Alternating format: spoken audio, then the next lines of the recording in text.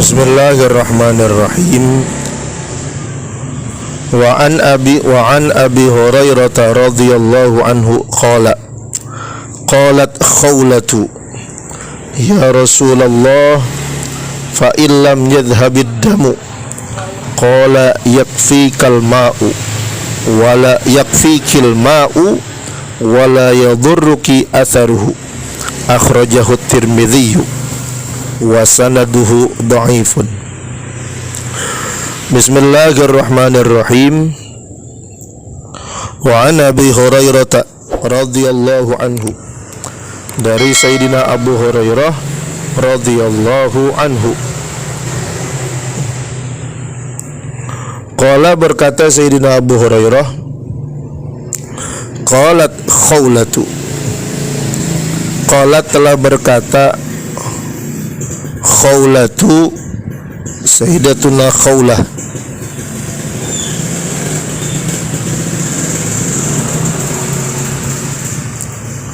Khawlah binti Yasar,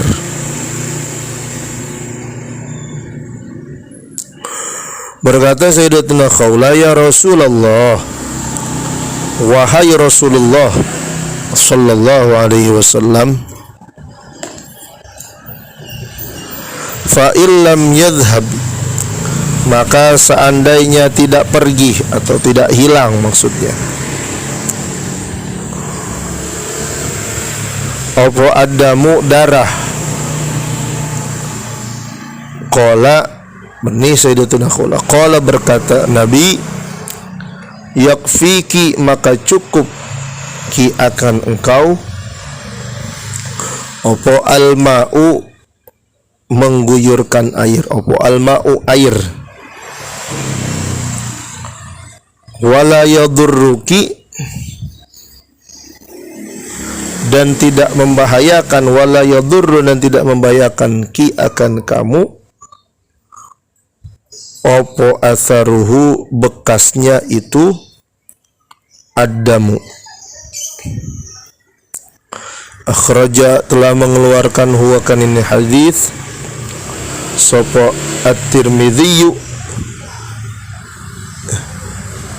Imam at-Tirmidzi, wa sanaduhu dhaifun, dan sanadnya ini hadis dhaif, yaitu dhaif.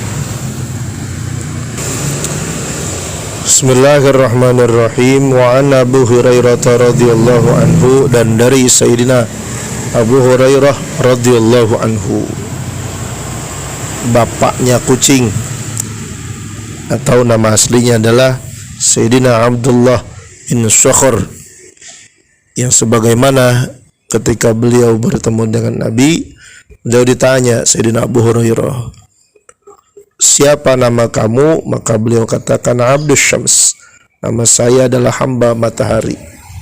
Maka kata Nabi, la bal anta Abdurrahman, nama kamu bukan penyembah matahari, kamu bukan penyembah matahari, tapi kamu adalah penyembah Allah yang Maha Pengasih.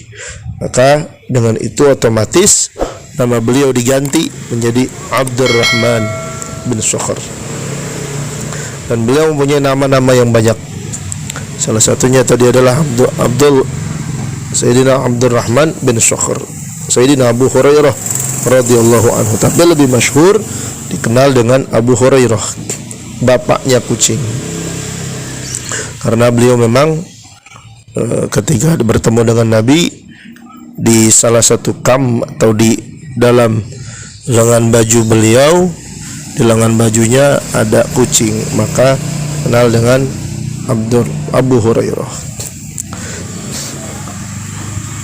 Berkata Sayyidina Abu Hurairah, qalat Khawlah, berkata Sayyidatuna Khawlah, sahabiyat, salah satu sahabat perempuan, bertanya kepada baginda Rasul sallallahu alaihi wasallam. Nah, Sayyidatuna Khawlah bertanya kepada Rasul, fa illam yadhhabid damu, di hadis sebelumnya diajari nama Nabi bagaimana cara membersihin najis, darah haid,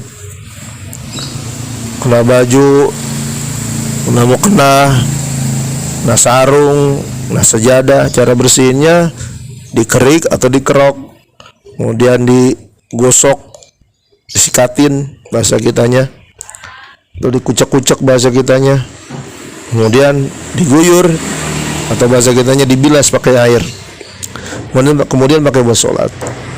Nah, yang jadi pertanyaan, bagaimana nih? Sholat itu harus suci, baik badan kita, tempat kita, dan pakaian kita dari najis. Pertanyaannya adalah bagi seorang perempuan atau bagi yang lain, ketika najis itu yang berupa darah sudah dibersihin dengan cara yang tadi diajarin sama Nabi, tapi ternyata najis itu masih ada bekas-bekasnya.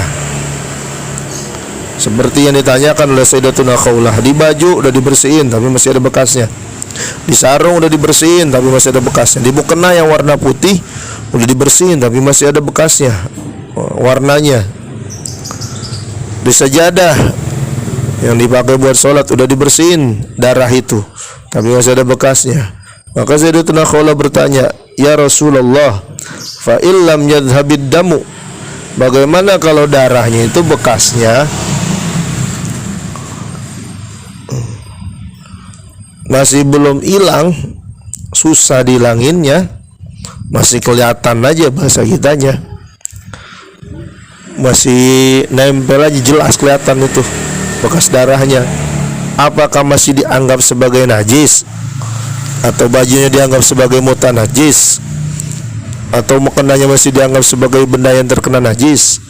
Atau sarungnya dianggap masih benda yang terkena najis, sehingga kalau dianggap sebagai benda yang masih terkena najis atau mutan najis, berarti nggak boleh pakai buat sholat dong, karena masih ada bekas warna darah. Berarti nggak boleh dipakai buat sholat dong itu mukena, nggak boleh dipakai buat sholat dong itu sarung, nggak boleh dipakai buat sholat dong itu sejadah, karena masih ada bekas warna darahnya. Fa illam yadhhabid damu, bagaimana ya Rasulullah? Maka kata Nabi, faqala yakfikil ma'u. Nabi setelah menerima pertanyaan dari Sayyidatuna Khawlah, beliau berikan jawaban, yakfikil ma'u, cukup buat kamu air aja guyur, udah cukup gitu. Udah dibersihin, udah dibilas pakai air guyur, kayak air gilas. Terus kalau memang udah digosok segala macam masih kelihatan ada bekas-bekasnya, wala yadhurruki atharuhu, kalau begitu mah biarin warnanya, nggak apa-apa, itu bekas warna darah masih ada, berarti dimaafin. Oh, jadi kalau udah diusahain, digosok, dikerik, dibilas masih nggak hilang-hilang juga, udah cukup, dimaafin itu bekas warna darah. Apakah ini khusus buat perempuan ataukah buat laki-laki juga ketika dia kena darah, mimisan, kena baju mimisannya, baju putih dibersihin ternyata nggak hilang-hilang juga, bagaimana tuh? Apakah masih dianggap najis juga? Maka kata ulama, darahnya kalau seandainya udah dibersihin, kata Nabi, seandainya darah udah dibersihin terus masih ada bekasnya, yakfikil ma'u wala yadhurruki atharuhu. Nabi bilangnya kepada Sayyidatuna Khawlah, walaupun bilangnya kepada beliau, tapi al-ibratu bi umumil labzi la bi khususis sabab. Yang menjadi patokan adalah apa yang disampaikan oleh Nabi, bahwasanya itu lafadznya umum, walaupun yang disebutnya dibicarainnya, diajak ngobrolnya cuma Sayyidatuna Khawlah, tapi berlaku kepada seluruh umat Rasulullah Shallallahu Alaihi Wasallam. Apapun yang terkena darah, mimisan kena darah, maka cara membersihkannya seperti tadi. Kalau memang nggak bisa hilang, kalau masih ada warnanya, tetap warnanya itu dimaafi gitu. Akhrajahu Tirmidzi, hadis ini diriwayatkan oleh Imam At-Tirmidzi. Al-Imam Abu Isa Muhammad bin Sawrah At-Tirmidzi, orang yang punya kitab karangan namanya Sunan At-Tirmidzi, dan beliau juga punya karangan kitab yang fenomenal yaitu Asy-Syama'il Al-Muhammadiyah, yang kitab yang membahas tentang sifat-sifat bagaimana bentuk tubuh Nabi dan segala sesuatu yang berkaitan dengan Rasul sallallahu alaihi wasallam. Al-Imam Abu Isa Muhammad bin Sawrah At-Tirmidzi. Wa sanaduhu dhaifun.